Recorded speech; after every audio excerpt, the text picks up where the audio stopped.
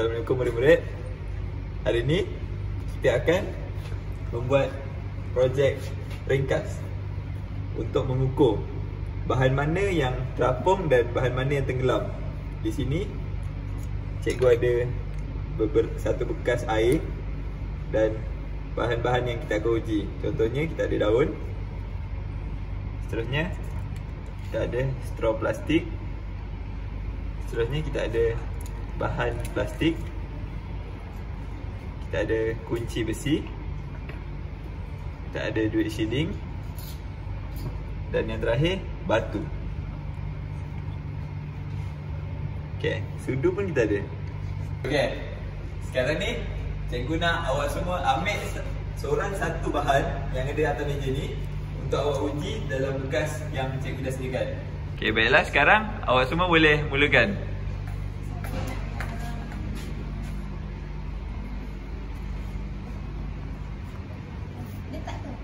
Saya dulu. Dia tenggelam cikgu. Okay, yang lain pula. Dia terapung. Okay, seterusnya. Wah, dia terapung. Saya nak duit shilling. Dia tenggelam. Oh, tenggelam. Okay, baiklah. Sekarang ni awak semua dah buat projek yang cikgu suruh tadi. Okay, ada bahan yang terapung, ada bahan yang tenggelam. Dan seterusnya, cikgu nak awak semua fikirkan macam mana duit shilling yang tenggelam ni kita nak bagi dia terapung. Sana. Saya rasa kita boleh buat bot untuk bagi duit shilling tu terapung. Awak rasa boleh buat bot? Okay, Saya rasa boleh. mari kita buat bot.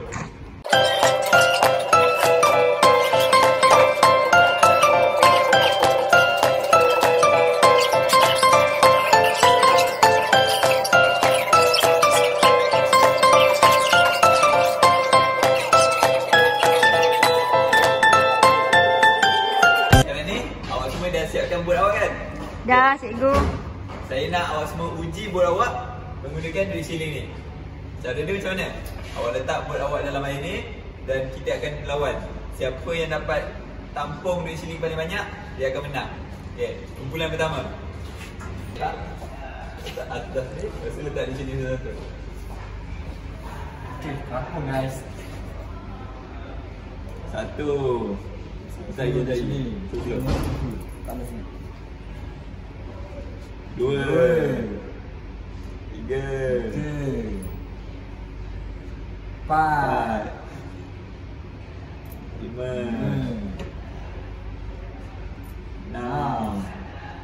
Tujuh. Empat. Sembilan.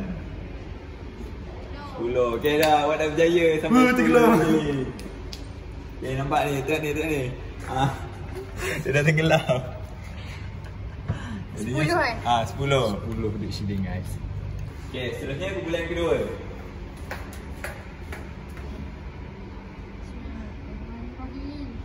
Kenapa macam saya ni? Satu. 2 3